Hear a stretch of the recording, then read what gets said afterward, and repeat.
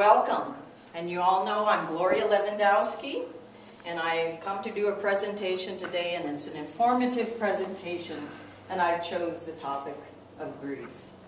How many of you have ever been in a tsunami wave? Probably not. But you know, grief can be like a tsunami wave. When I first heard of the diagnosis of my husband, I felt like a tsunami wave had overtaken us, the power of emotions that we felt. Emotions of grief can be like these waves, tattered by the power and the currents of the waves of what we feel inside. When we experience overwhelming grief, we wonder if we can go on. Will the pain ever stop? Well, based on my own life story, the death of my husband, and those who have undergone similar loss, I will relay personal journeys along the path of grief. Shared stories of comfort from those who experience the death of their loved one and have learned to find new meaning and missions in their life. In my quest to get through the pain of my loss, I have found comfort in reading the life stories of other people, to understand that feelings are normal. Life can be manageable again. Our pain is treatable, and time doesn't take away the pain. Life can, however, it makes it bearable. It helps in the healing to be able to talk, share your story, and now I can minister to others who are on their journey of loss as well. During the next few minutes, we're going to look at grief and the emotions that are expected and experienced with this loss. There are phases of grief. We need to give ourselves permission to mourn.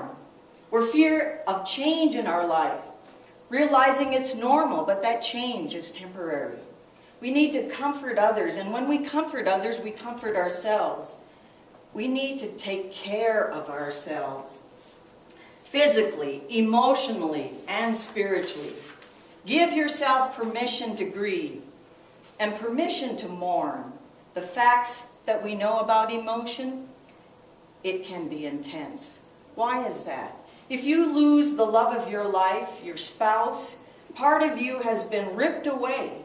Every aspect of your life changes. Like it or not, ready or not. These emotions have to be acknowledged. Denial is not healthy. Admitting to how you feel is the beginning of moving forward. Grief has a silent partner. It is depression. Depression is a normal reaction to loss, crisis, or a traumatic event that's happened in your life. Research shows that the extent of depression depends on your network of friends, how well you are physically and mentally, and who's your support team around you. Admitting how you feel is the beginning of moving forward. You know, American Association of Retired Persons has put out this on being alone. In there, this booklet, it addresses that the fact of whether a spouse's death is anticipated or whether it comes unexpected, the event of the loss is always sudden. Fear of change. Widows experience much change when you lose your spouse. Your whole life changes. Your finances change. You need to have a board of directors, per se, like you are in a business. Surround yourself with people that have financial wisdom, a friend, another godly widow, an encourager, a person with spiritual discernment and has courage to help you get on with your life. A relative whose priority is your well-being, not their own. Once we move forward in life and get a handle on our grief, but allow ourselves to grieve, we can comfort others, and therefore in doing so we comfort ourselves. Author Miriam Neff has written a book, From One Widow to Another. She has a website entitled widowsconnection.com. On this website, she has shared her own personal story, and she answers other widows who write to her, and she encourages you to post your own story as well. Once we have moved forward, we can help others. Another author is Dee Briston. She shares her own personal story in The God of All Comfort. Her husband had a long-term illness with cancer. And during that time, she kept a journal of the experiences that happened. She got her inspiration and her strength from the very scriptures of the Bible. We need to take care of ourselves. Who is this new person you see in the mirror? You're different, but you can be strong. Humans do not experience crisis and not be changed. We are more resilient than we think we are. New friends can be discovered in new ways and in new places.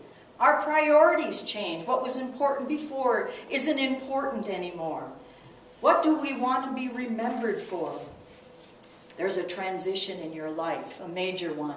We can turn from mourning to a new morning. God can heal the brokenhearted and give you new direction and a ministry through your loss and suffering. When the pain of personal loss is fresh, we can find comfort from our friends and our family, those who love us and care for us. In reading other people's life story, it helps in the healing and we can move forward. You know, the phases of grief, there's many of them, but give yourself permission to go through them one at a time. There is no set standard. In our closing thoughts today, grief, it's one of our strongest emotions. We can let it take over or we can be overcomers. Is there anything good that can come from grief? You know the cartoon strip, Charlie Brown, Lucy says, "Good grief, Charlie Brown." But she didn't mean it was good. She was disgusted with Charlie. We can get disgusted with grief in our life. We can be bold because we have already faced death in our life and in ourselves. We can find strength when we give back to people and minister to others. And that becomes a double blessing in our life. It has been 2 years since I lost my husband and my soulmate. I spoke at his memorial service, and I related what a dear friend had said to me.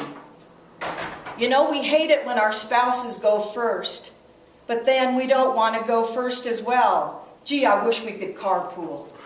It kind of made a little ruffle in the memorial service, but you know, we got to get a grip on life and realize that part of life is death. It's a bummer to lose your mate.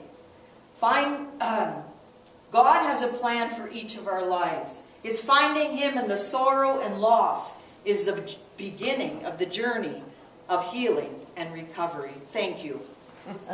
How many minutes?